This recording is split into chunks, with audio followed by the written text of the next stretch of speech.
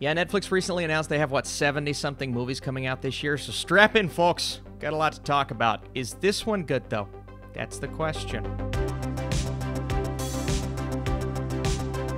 What is up, Netflix fans? Welcome back to my channel. The White Tiger comes on Netflix Friday. I need you in the comments down below. Were you excited for this film? I really enjoyed the posters that we got. I thought the trailer was entertaining, and I've heard a lot of great things about this book. Let's talk about it. So this is the epic journey of a poor Indian driver who must use his wit and cunning to break free from servitude to his rich masters and rise above the top of the heap.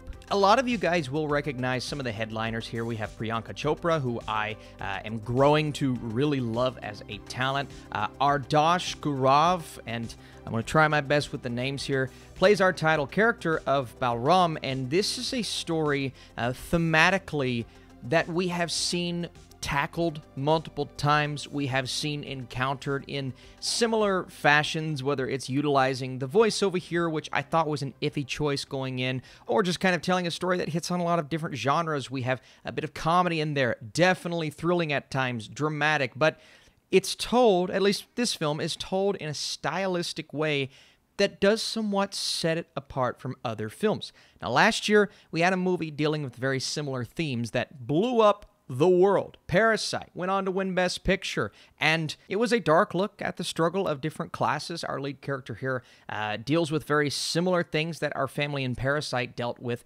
whether it's he kind of realizing throughout the film that he came from a place that maybe he is not all that proud of, to understanding what his role is currently, because his masters in which he is serving do not treat him with the respect that he deserves to be treated with.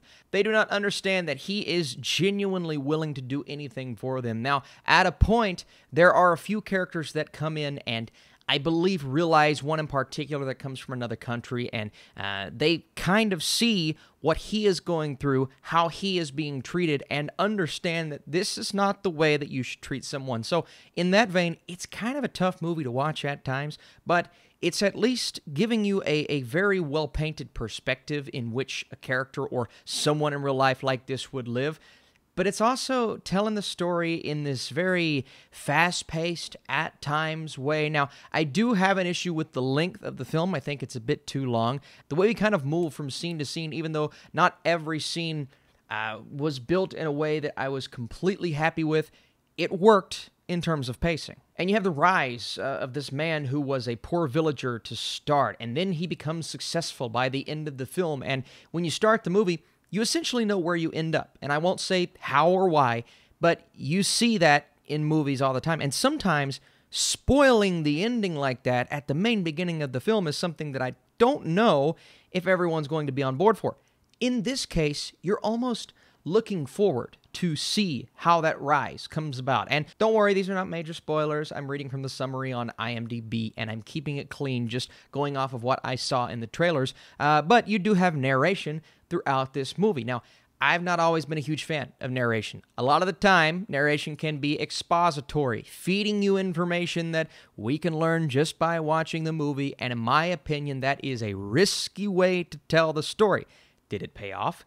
I don't know if it fully paid off. There were times where it did feel on the nose like that, but for the most part, I wasn't extremely bothered by the narration, and our lead character was so compelling, especially by the time you get to the end of the movie. I'm going to make a weird comparison here, completely different story, but it felt like that feeling of power that Jake Gyllenhaal's character has in Nightcrawler, where you're just completely in control, right? And how he gets there, that journey, is what we're all kind of waiting to find out. And as these things are uncovered throughout the movie, you're fairly compelled because, especially one moment about 45 minutes in, and you guys know, if you've seen the movie, exactly what I'm talking about. I said, oh, that was unexpected. And that, for me, is really when the movie started to kick into gear. Prior to that, I was enjoying it. I said, you know, it's really well told, it's stylistic, it's cool, but we need to get to that turning point maybe a bit quicker than expected. And sure enough, we got there, and that's when the movie really got good. And in the film, society, well, everyone around him, they've taught him to be one thing, and that is a servant. So he's essentially making himself indispensable to his masters. But then you hit that moment. You have a bit of a betrayal there. And he starts to realize that they will go to any lengths to trap him and put him in a certain spot. And essentially, because they are selfish, they're going to do anything to save themselves.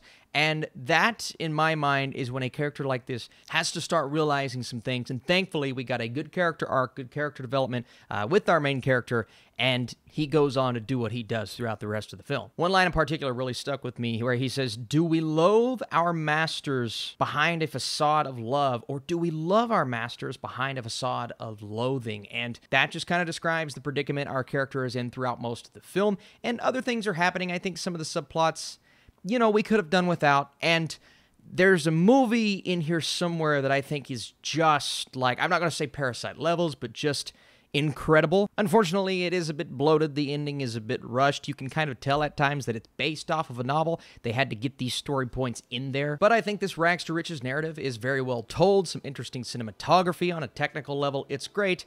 And I need you in the comments below. Are you excited for The White Tiger? Drops on Netflix Friday. And if you enjoyed this review and you want to see more Netflix reviews, drop this video a thumbs up. This is a compelling story that is told through risky storytelling and excellent cinematography. I'm honestly kind of torn between two scores here. I'm going to go 68% for The White Tiger. It's a very interesting movie, especially if you're fascinated in this genre. If you're familiar with the source material, let me know that down below as well. I haven't read the book, but I'm very interested after seeing the film. And it is one of those stories that I think is going to resonate with a lot of people dealing with very intense at times subjects and characters. And also this movie, there's a little bit of violence in there, so it is not one that I recommend watching with your family. You guys the best. Appreciate you big time for watching. Stay tuned. More to come, and I'll see you later.